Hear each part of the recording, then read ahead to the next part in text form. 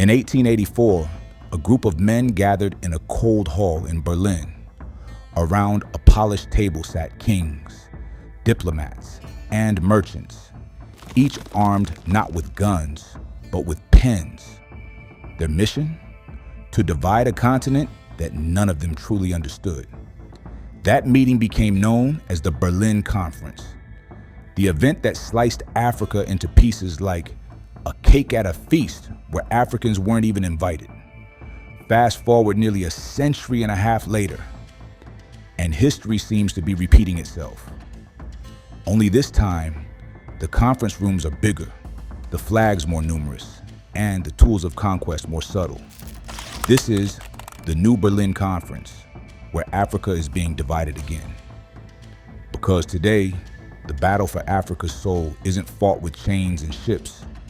It's fought with loans, weapons, and promises. The players have changed, but the game is the same. Imagine Africa in the late 1800s, a mosaic of empires, kingdoms, and cultures.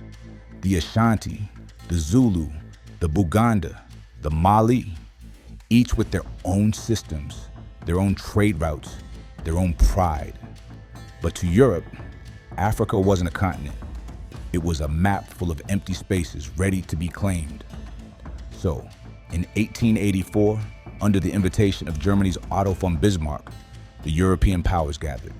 Britain, France, Portugal, Belgium, Spain, Italy. Not a single African voice was present. Lines were drawn, borders were born, families were separated, tribes were split. By 1914, over 90% of Africa was under foreign control.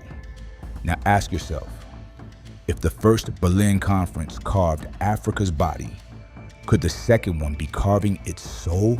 Fast forward to the present Africa, a continent of over 1.5 billion people, rich in minerals and natural resources, where everyone wants a piece of it again.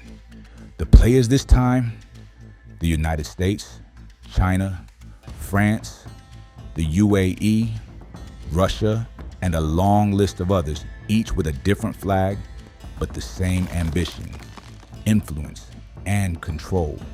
According to the Atlantic Council, Africa holds about 30% of the world's mineral reserves.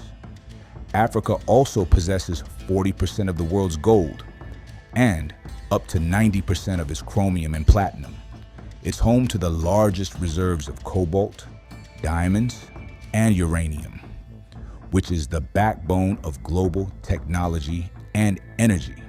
Yet many African communities living above these riches remain among the poorest on Earth. Isn't that a paradox worth questioning? Add to that 12% of the world's oil and 8% of its natural gas, and you begin to understand why global powers can't take their eyes off this continent. These are the lifelines of modern industries, the materials that make your smartphone glow, your car move, and your solar panels run. But here's the twist. While the world races ahead powered by Africa's riches, the continent itself is often left behind. With a median age of just 19, Africa has the youngest and fastest growing population on the planet. About 65% of Africa's population is under the age of 35, a generation full of creativity, ambition, and potential. So why is it that a continent so young, so resource rich, and so full of promise still finds itself trapped in the shadow of others' ambitions? Let's go back a little. For decades, the continent's story has been shaped not only by its leaders, but by foreign interference, often subtle, sometimes forceful, always strategic. Even after gaining independence, many African nations never truly escaped the grip of outside powers. The United States, for example, has long presented itself as a supporter of African progress. But if you look closer, the picture gets more complicated. During the Cold War, Washington and Moscow turned Africa into a chessboard. In countries like Congo, the US backed coups and covert operations to protect its interests. Most famously, the CIA's involvement in the unaliving of prominent African leaders. The message was clear. Any leader who didn't align with American interests was a threat. Over the years, that pattern evolved, but didn't disappear. The US has continued to exert influence in Africa under the banner of democracy promotion, counterterrorism, and development aid, from military bases across the Sahel to trade deals that favor American corporations. The lines between help and control have often blurred. And it's not just the US. China, Russia, France, and the European Union have all entered the scramble for Africa's resources and influence. Each comes bearing promises, loans, infrastructure, investment, but also expectations, political strings, and long-term leverage. China builds roads, railways, and ports, but at what cost? Billions in loans that many African nations can't repay. Is it development or debt dependency? The US spreads democracy, but with a military presence stretching from Djibouti to Niger. Is it protection or quiet occupation? France still holds a shadow empire in West Africa. Its troops, its banks, even its currency, the CFA franc, still shaping economies long after independence. Is that partnership or possession in disguise? And the UAE, small, rich, ambitious, quietly funding militias and leaders in the ongoing war in Sudan. Why? For control over ports, trade routes, and gold. Each power calls it cooperation, but beneath the handshake lies a familiar game, one that started in Berlin 140 years ago. Turn on the news and you'll see Africa's conflicts: Sudan, the Congo, the Sahel, and Ethiopia. But behind each war lies a web of global interests. Sudan's crisis is not just about power, it's about gold, oil, and influence. The UAE funds one side, Russia's Wagner Group arms another, while the West watches, each waiting to see which side will serve their interests best. In the Democratic Republic of Congo, a land with more cobalt than any other place on Earth, children dig with bare hands so the world can build electric cars. But who profits? Global corporations, foreign investors, distant governments, everyone but the Congolese themselves. In the Sahel, France withdrew its troops after decades of their so-called peacekeeping, leaving behind chaos and resentment. Now, Russia fills the vacuum with its own mercenaries. Old empire out, new empire in.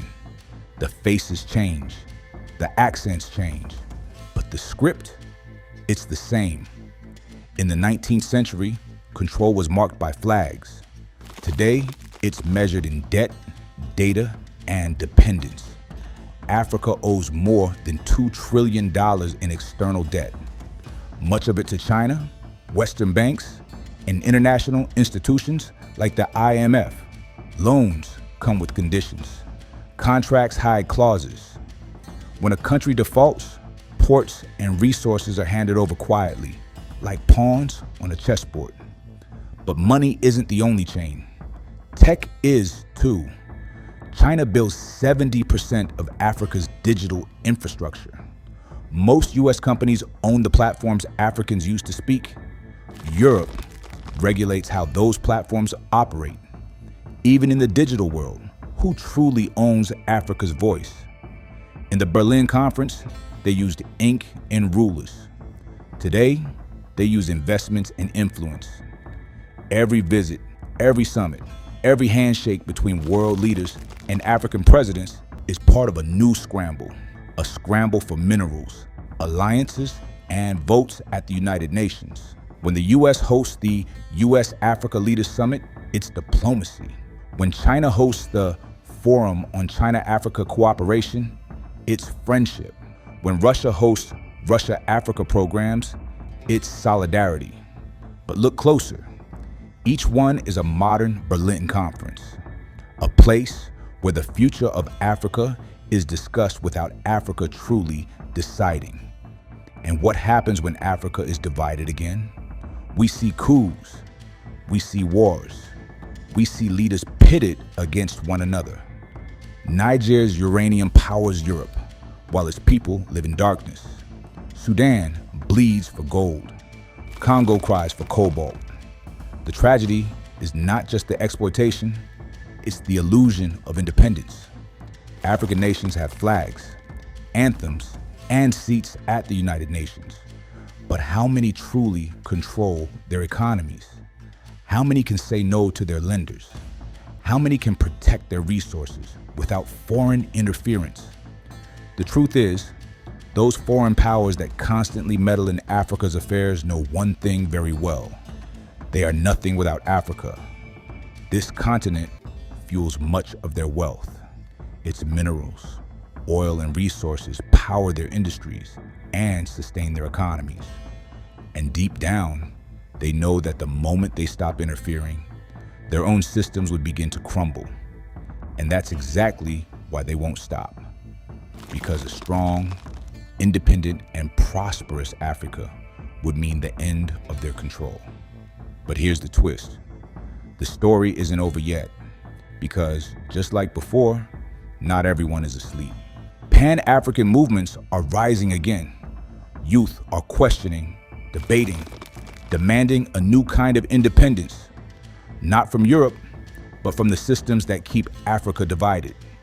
The first scramble took Africa's land. The second is after its future.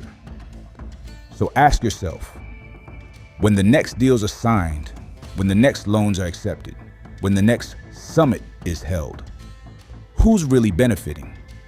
Is this partnership or plunder in a new disguise? Is this development or dependency rebranded?